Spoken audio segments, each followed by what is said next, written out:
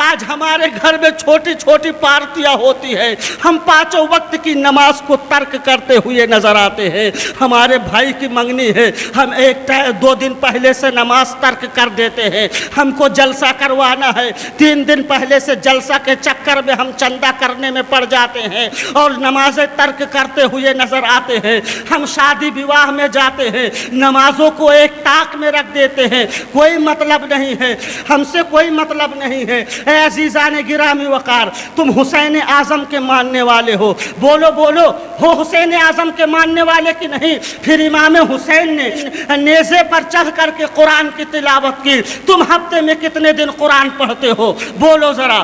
امام حسین نے کربلا کے میدان میں نماز نہیں چھوڑا، بیٹے کے لاش کو اٹھا اٹھا کر کے تھک چکے ہیں، اپنے ساتھیوں کی لاشوں کو اپنے کاندھے پر ڈھو ڈھو کر کے تھک چکے ہیں، بتائیے پھر بھی نماز نہیں قضا ہو رہی ہے۔ علی اصغر کو ظالموں نے جب تیروں سے چھلنی کیا، امام حسین کا کپڑا لال پڑ گیا، جو کپڑا سفید تھا وہ کپڑا سرخ ہو گیا۔ عزیزان گرامی وقار، چلو میں علی اصغر کا خون لیتے ہیں، آسمان کی طرف پھینکنا چاہتے ہیں، لیکن آسمان پکار کر کے کہتا ہے حسین اگر تم نے علی اصغر کا خون آسمان کی طرف پھینک دیا تو قیامت تک کہ کبھی بارش نہیں ہوگی۔ پھر امام حسین اپنے اس بچے کو خون زمین پر پھینکنا چاہتے ہیں، زمین رو کر کے کہتی ہے حسین ہمارے سینے پر اگر گڈھے کھودے جائیں تو ہم برداشت کر لیں گے، ہر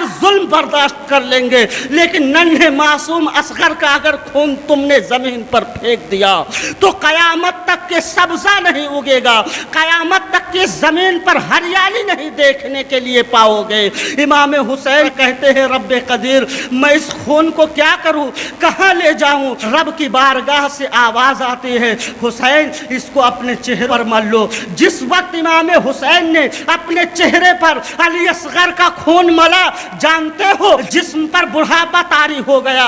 آپ اندازہ فرمائیے کہ اگر آپ کو اپنے بیٹے کی لاش اٹھانا پڑ جائے تو میاں نماز کیا ہے، 10 دن تک آپ اپنے کمرے سے نہیں نکلتے ہیں، رونا دھونا شروع ہو جاتا ہے۔ اس امام سے پوچھو جس امام نے اپنے بیٹے کی لاش کو دفن کر کے پھر بھی نماز نہ چھوڑا، اس امام کے ماننے والے ہو، اس حسین اعظم کے ماننے والے ہو، ایک ٹائم کی نماز نہیں پڑھتے ہو، کیسے حسینی ہو، کیسے جو ہے حسینی کہلاتے ہو؟ کہتے ہم حسین اعظم کے ماننے والے ہیں، اگر کوئی کہہ دے کہ فالتو کام میں لگ جاؤ، یہ چیز حسین پاک کے نام سے بنا کر کے فاتحہ کر دو، تمہارا یہ کام پورا ہو جائے گا، پورا کا پورا محلہ اس کام میں لگ جائے گا۔ لیکن تمہیں معلوم نہیں ہے قیامت کے دن جب حسین اعظم جو ہے جنتی نوجوانوں کے سردار ہیں، جانتے ہو جب آپ کو جنت میں امام حسین لے کر کے جائیں گے تو یہ نہیں امام حسین پوچھیں گے کہ میرے نام سے کھچڑا پکایا تھا کہ نہیں پکایا تھا،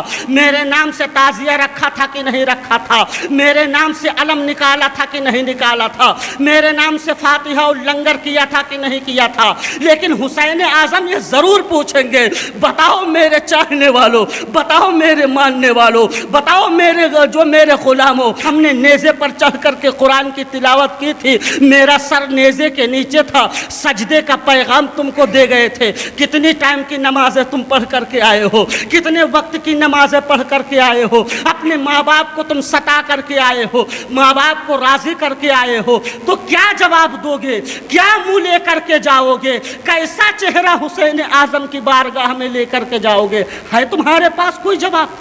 ہے کوئی جواب؟ کیسا پیغام لے کر کے جاؤ گے؟ کیسا امام حسین کی بارگاہ میں چہرہ لے کر کے جاؤ گے؟ میں آپ سے التجا کرتا ہوں کہ اب بھی وقت ہے، امام حسین کے پیغام کو اپنا لو، امام حسین رضی اللہ تعالی عنہ کے مقدس طریقے کو فالو کر لو، انشاءاللہ تم بھی کامیاب رہو گے، تمہارا خاندان بھی کامیاب رہے گا۔